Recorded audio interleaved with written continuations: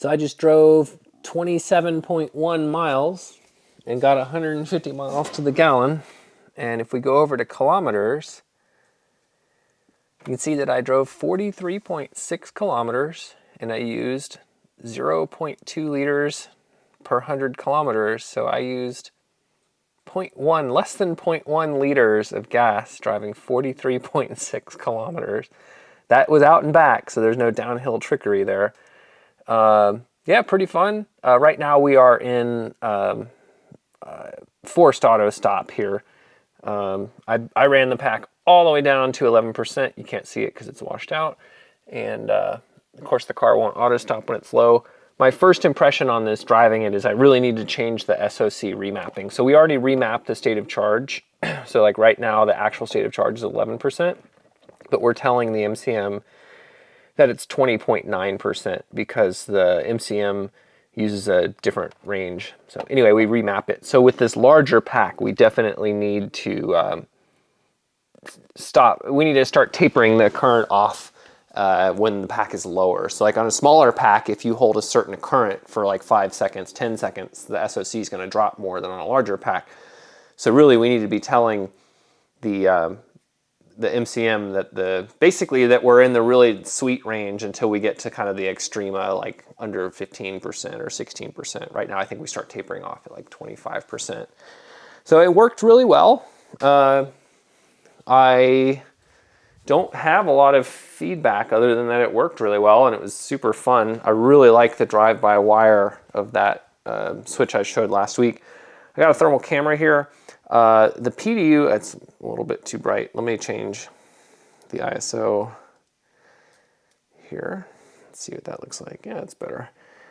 So yeah, the magnesium case of the PDU is right around 50 degrees C, and I felt that, and that seems about right. Really, I should put a piece of black tape on it and then measure that tape, but I'm not going to do that. The motor bay here is fine too. I mean, I basically was driving with the electric motor and, you know, it's in the upper 60s. Of course, that's the bell housing or whatever. That's probably the wrong word. But so the motor itself, no idea how hot it is. Now, I will say that we've shipped a machine now for 7 years and we've shipped, I don't know, 25,000 of them. We run the BLDC motors really, really hot, and we've never had one demagnetize. We have other issues they have, but we've never had one demagnetize. So anyway, yeah, I'd say overall, it's going really great. One thing I noticed is that the battery voltage does not fluctuate. People who have used LiBCM will notice that the battery voltage is fluctuating a lot under assist and regen. I'm not seeing that really at all here. So I really think the battery voltage we were seeing is legitimate, and just that the G3 Insight cells, I always just want to call them the HW5 modules. But anyway, the G3 Insight cells, I think the voltage we're reading there is real, because my ribbon cables are not only longer here, you know, here's a ribbon cable, there's ribbon cables over there, and they're still routing by the high voltage here. They're not only longer, they also route by more sensitive signals, and I mean, you still see the voltage change, but it's not jumping around like it does with the G3 Insight cells. So I think that voltage we're reading is real, and just that, you know, pushing 10 amps, you know, we could test that, you know, with our test fixture out there. We could jump 10 amps and see what happens to the voltage. Anyway, yeah, this is honestly great. You know, I know, again, I've mentioned it several times, there's nothing new here per se. This has all been done probably a decade ago by several people, you know, Peter and Mike and whatnot. You know, I guess what's new here is I guess commercializing it is probably the wrong word, because to commercialize something you have to profit from it, and I'm not really sure how much that's ever going to happen, but it certainly is fun. So I did mention on the website, I know that I'm just looking at a battery here, but I did mention on a website that I bought 50 of these trays. The tray fits great. I have one bolt way the heck down here that is super annoying, and my plan had been to bolt it into the floor there, but with the junction board and the MCM there, I don't think we'll end up putting that bolt in. We probably won't need it. I added it last minute. If there's a bolt that holds this pan there. So because the bolt's missing, right now it rattles, but obviously on the next version I'll you know, put the bolt back in or whatever I'll do. So yeah, definitely a prototype. There will definitely be changes.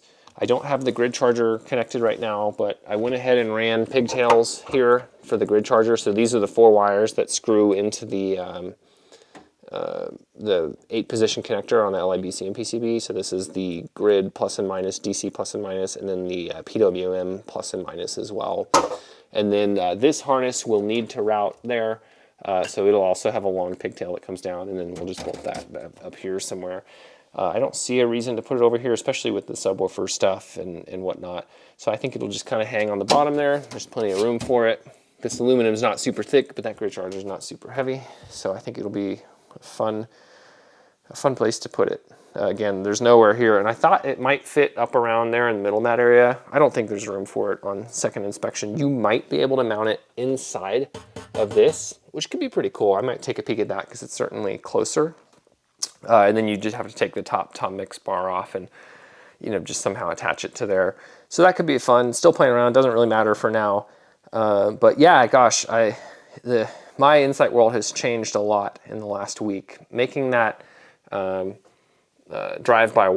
potentiometer, it's a Hall effect sensor. That's a $100 Hall effect sensor, but man, it's fun to drive with. It has just awesome feedback because there's no wipers. It's just a Hall sensor, so magnetic sensor.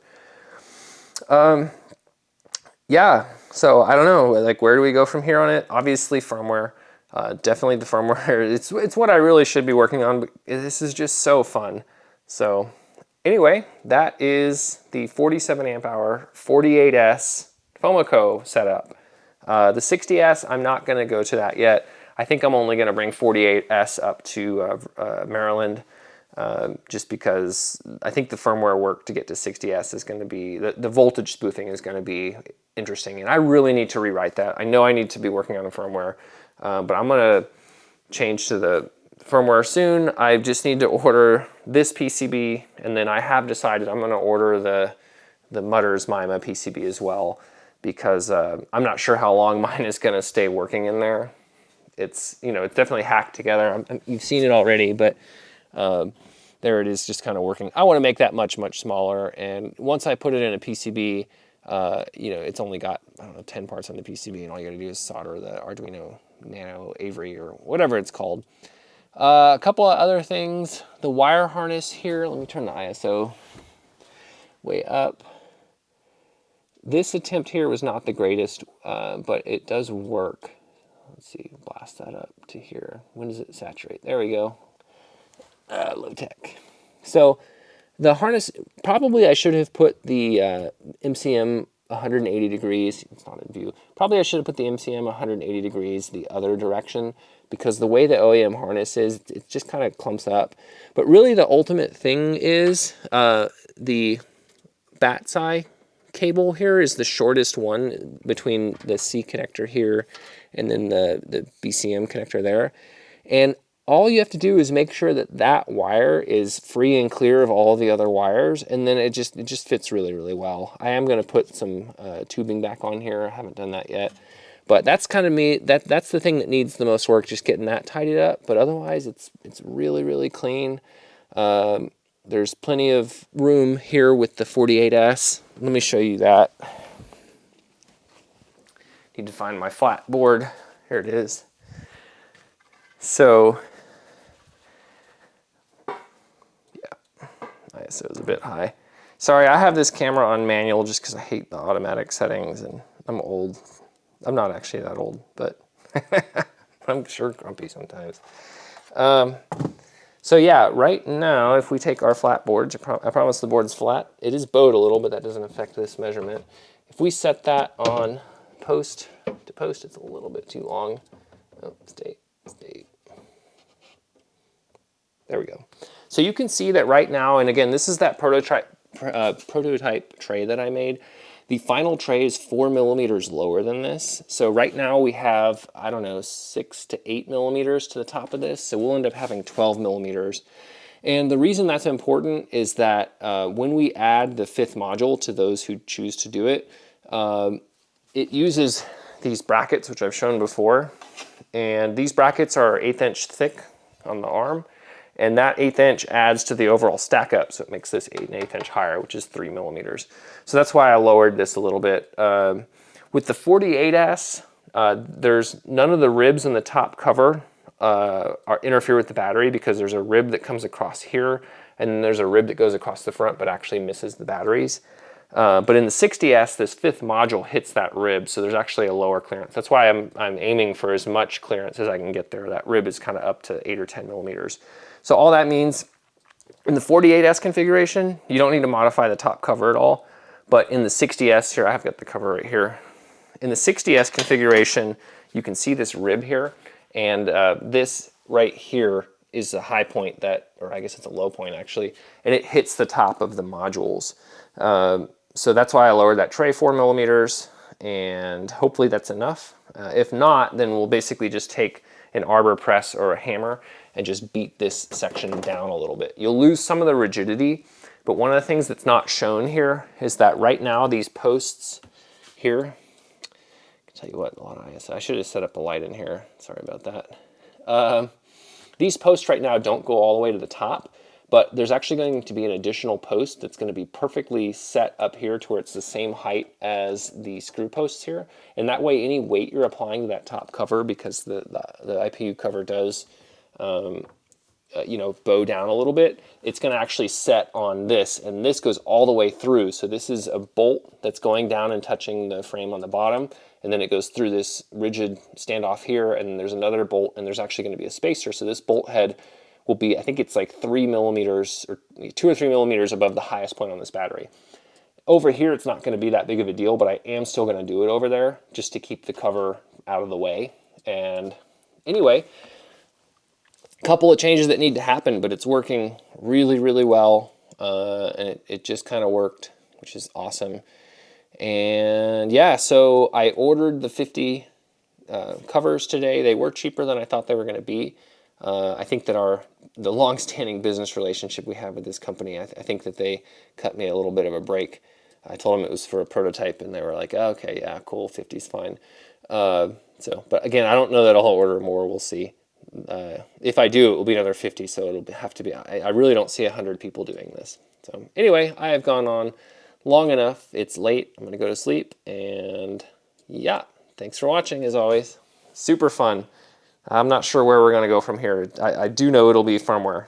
I know I'm basically procrastinating on doing the firmware by doing other fun stuff, but even driving this, I can tell that there needs to be some firmware changes, so fun times. I am going to put the old pack, the 5 amp hour pack, I'm going to throw that in this car back here, and that way as I make changes I can continue to drive both of the vehicles and just make sure everything's working right. I haven't driven this car in probably over a year, so it needs to be driven anyway. I need to get the stuff off of it, off the top, so it's just kind of become a dumping ground. All right, I've talked too much. Thanks for watching.